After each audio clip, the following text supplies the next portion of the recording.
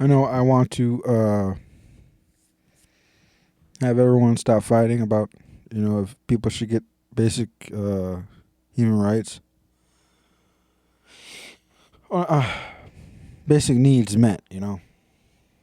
I want this not to be a debate anymore and just make it to where people get their basic needs met.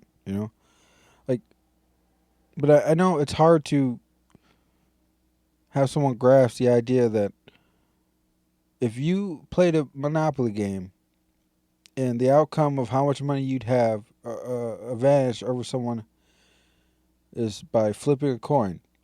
And if you flip the coin and you get heads or tails or whatever you wanted to, you agreed upon,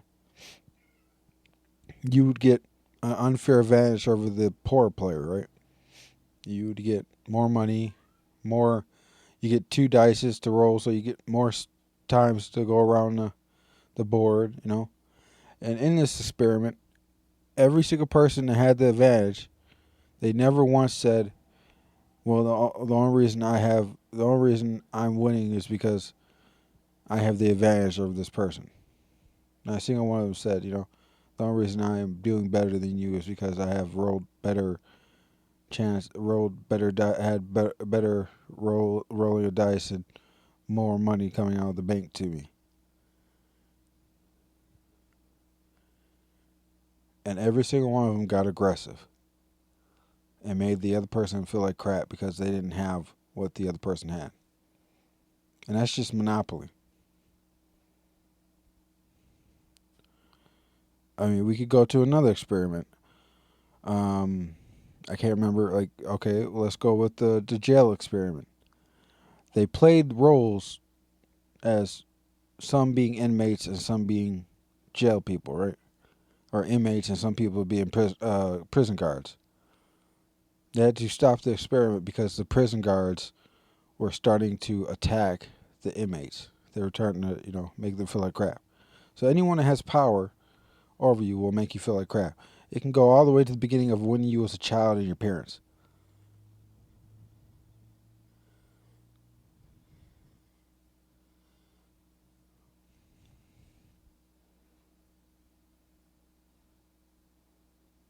Anyone that has authority over you will make you feel like crap.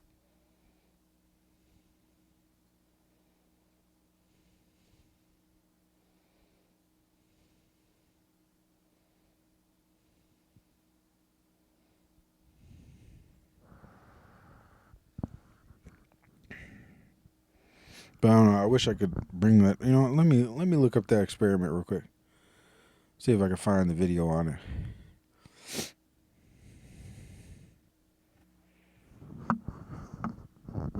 All right, I think I found the experiment. That I think this is the experiment. I'm not sure. I'm gonna go with the go over the video just with you. I'm gonna watch the video just as much as you watch it. So yeah, there we go.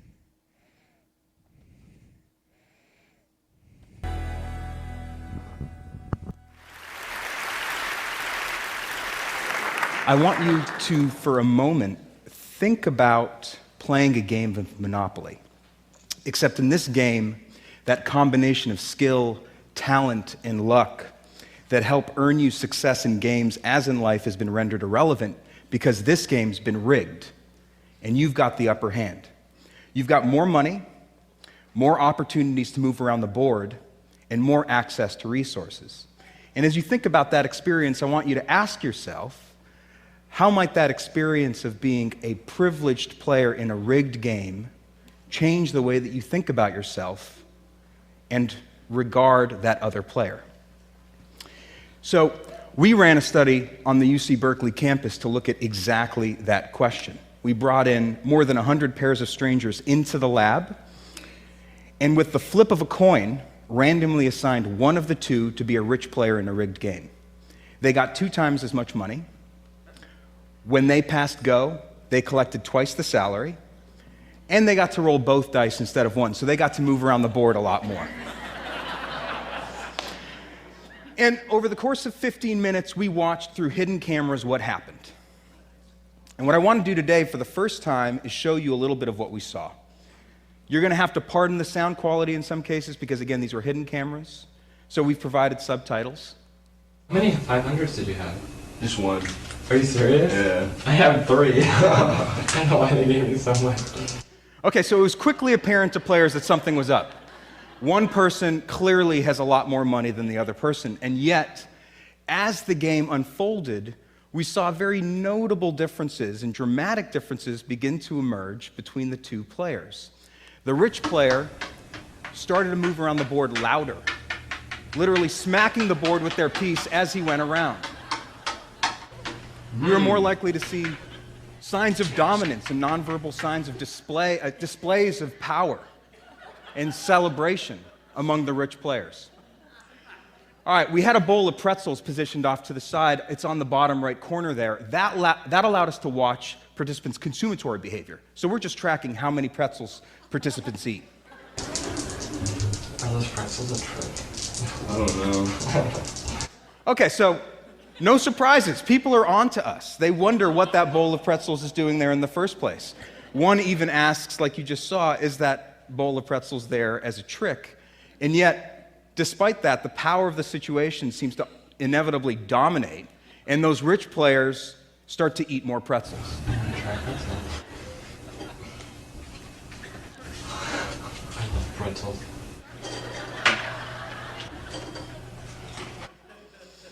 And as the game went on, one of the really interesting and dramatic patterns that we observed begin to emerge was that the rich players actually started to become ruder toward the other person. Less and less sensitive to the plight of those poor players, and more demonstrative of their material success. More likely to showcase how well they're doing. I have some money. I have money for everything. You owe me $24 before. Lose all your money soon. I'll buy it. I mean, I have so much money. I have so much money, it takes me forever. I'm gonna buy out this whole board. You're gonna run out of money soon. I'm pretty much untouchable at this point. Okay, and here's what I think was really interesting, is that at the end of the 15 minutes, we asked the players to talk about their experience during the game. And when the rich players talked about why they'd inevitably won in this rigged game of Monopoly,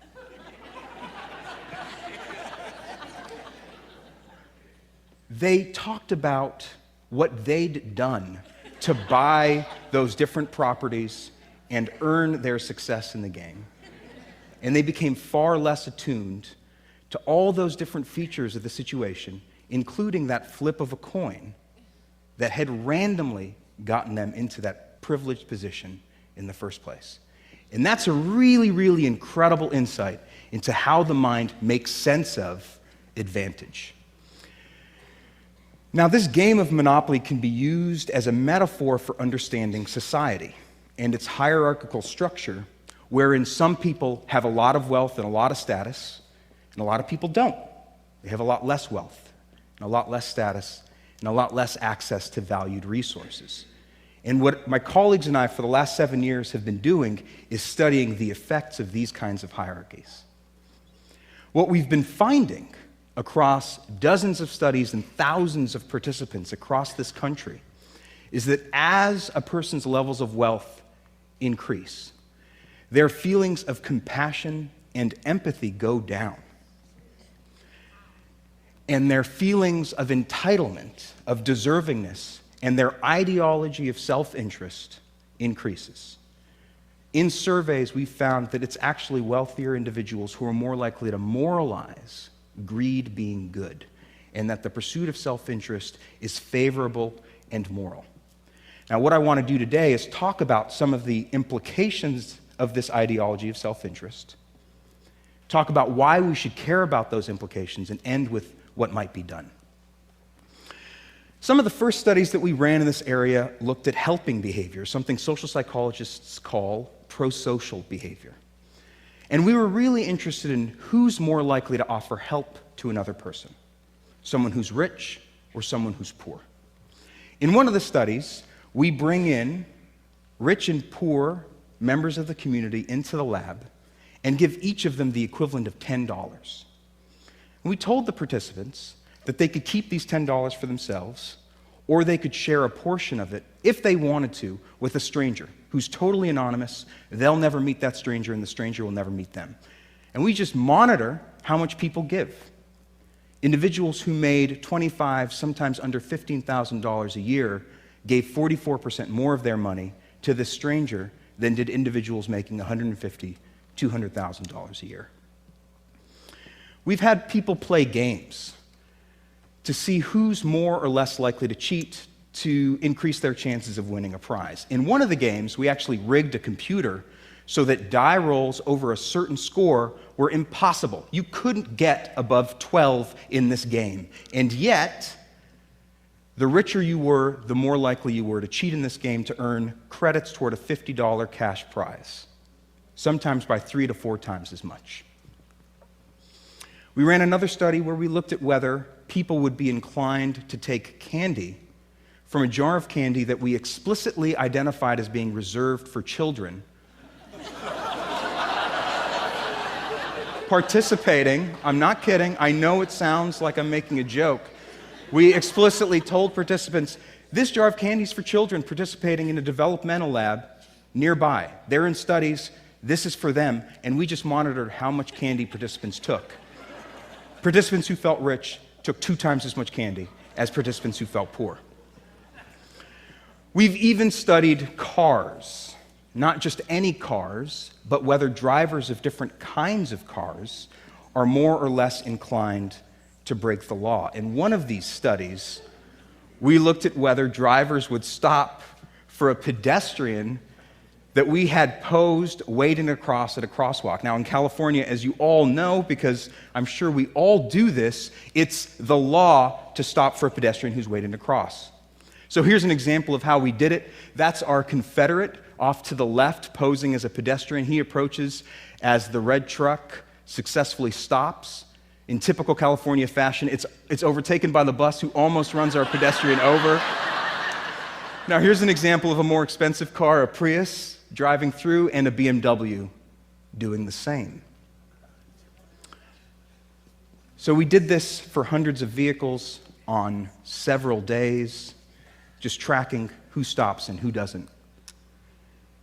What we found was that as the expensiveness of a car increased, the driver's tendencies to break the law increased as well.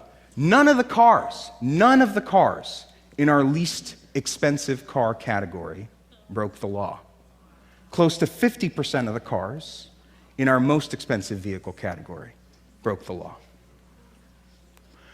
We've run other studies finding that wealthier individuals are more likely to lie in negotiations, to endorse unethical behavior at work, like stealing cash from the cash register, taking bribes, lying to customers.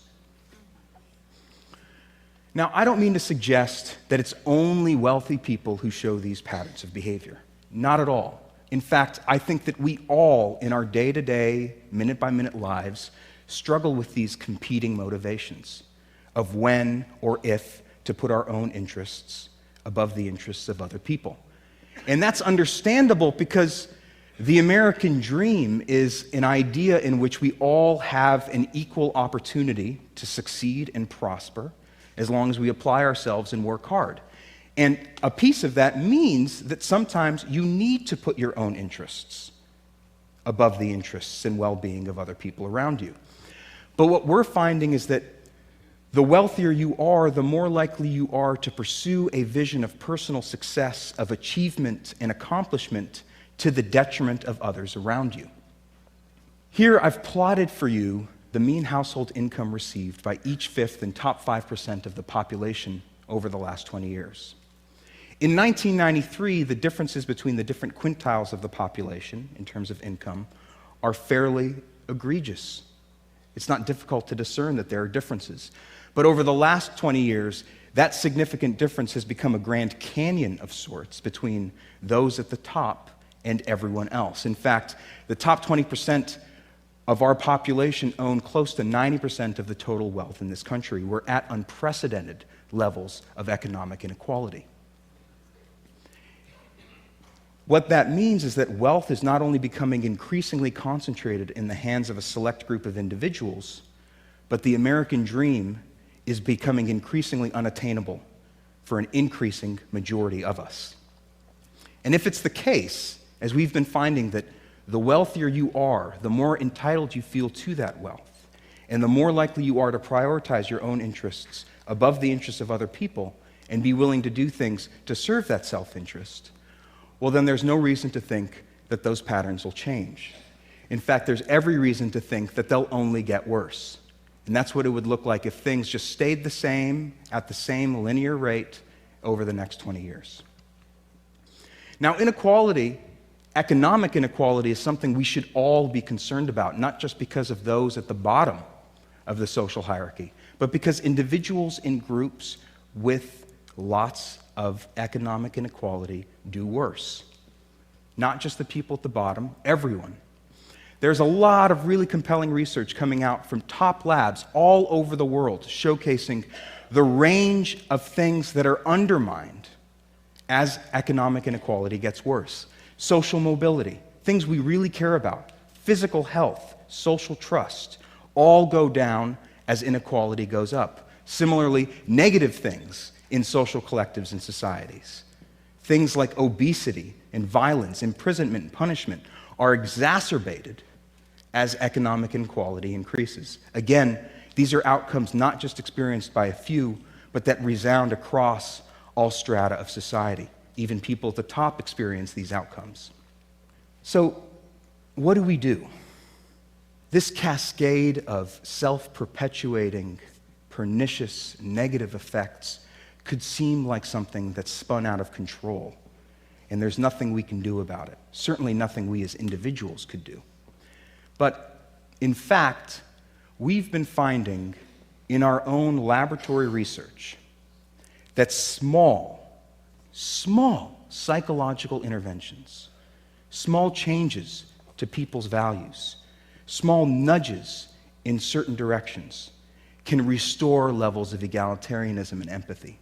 For instance, reminding people of the benefits of cooperation or the advantages of community cause wealthier individuals to be just as egalitarian as poor people. In one study, we had people watch a brief video, just 46 seconds long, about childhood poverty that served as a reminder of the needs of others in the world around them. And after watching that, we looked at how willing people were to offer up their own time to a stranger presented to them in the lab who was in distress.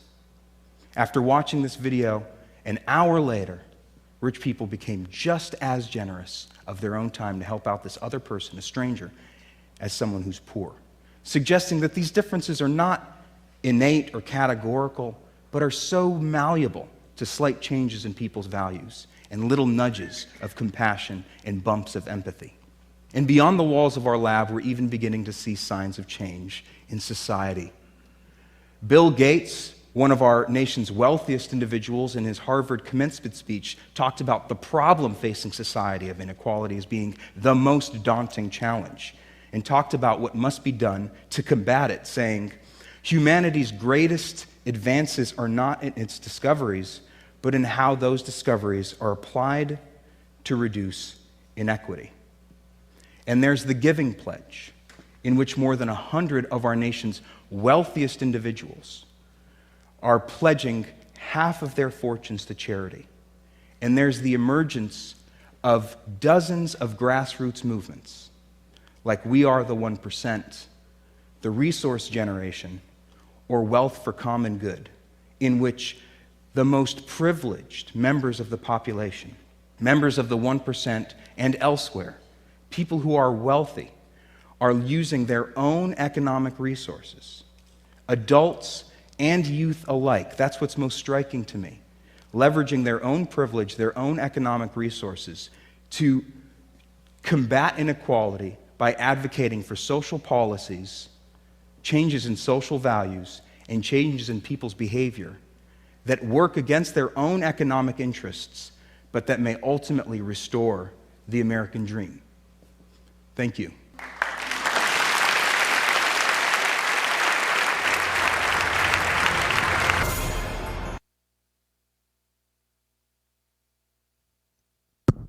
And there you go. That is the TED Talk of the monopoly.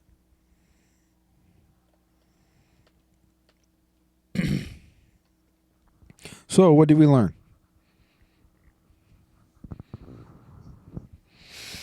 Yep. That, well, you get money, you be mean. Simple as that. You get money, you be mean. But see, that's the thing I didn't like is that he said, well, the kings and queens of the 1% are giving away most of their wealth.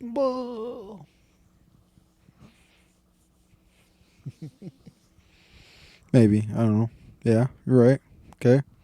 All right, gotcha. Gotcha, good. Gotcha. Understand. They're giving away their wealth.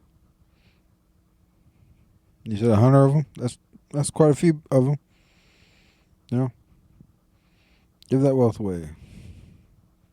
Make people happy.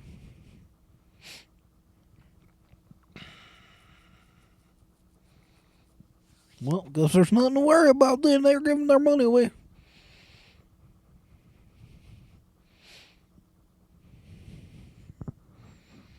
But still, we had to deal with all their meanness, until they got to their older age. Or, I don't know, some of them were younger, right? Some of them were young. They're like, oh, I'll give my money away or something like that,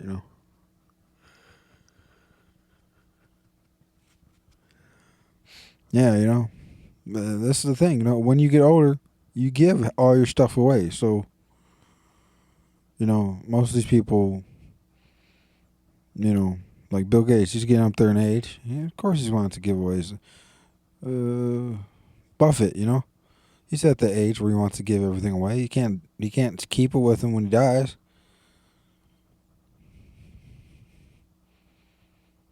That's what happens. You work your ass off all your life, and then when you get older, you're like,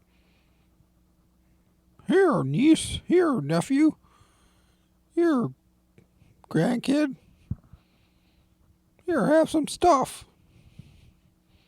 So, the whole Monopoly thing, though, like this video, the Monopoly thing. You give someone an unfair advantage, and they start pounding the board, like, come on. Steal from you more. Do all this. The worst people in society are rich people. And when the left says it, the right says you're fucking crazy. I'm just like, you're people with money. You want to support rich people. Like, I don't even remember what I was talking about anyway. But still, this video goes with what I'm talking about, in a sense, But the only way I can think of fixing this country is by fixing the banks. That's it, The left can't say that the problem the country is the way it is because of the rich. That's baloney. It's because of the banks. Who controls the money? The banks. Who controls how you get it? The banks. Okay? The only difference from a billionaire and a working class person is they got better credit score. All right, Jeff Bezos is living off of $70,000 a year. Cash flow. The only way he gets big ticket items is through the bank.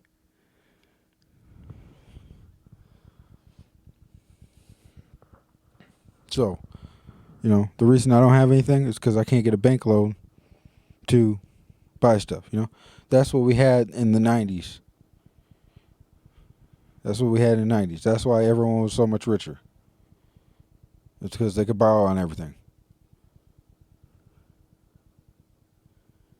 That's what millennials never got. They never got to be able to borrow stuff on their stuff. They never got to get the credit cards. They never got to get the home loans. That's what happened.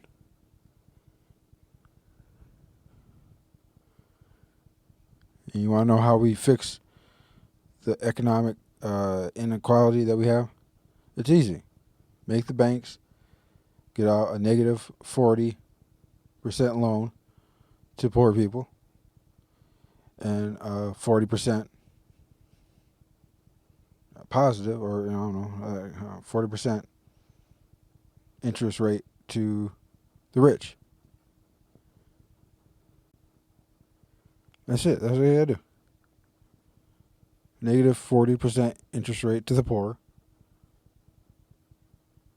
40% interest rate to the rich. They could borrow off their businesses. They want something, they could borrow it off their business. People probably think that's crazy. You crazy? What are you talking about? What are you doing? My understanding of economics is this: poor people pay more in interest than rich people do. So flip it around. That's it. Right? And they worry about taxes so much. Fine, tax them the same way we get taxed. Then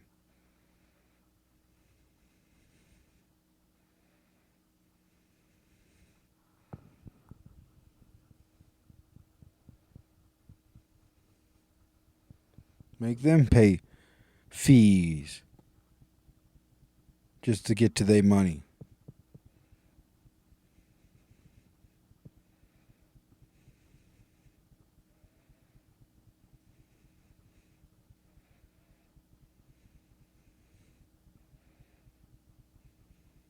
And that's my thought anyway.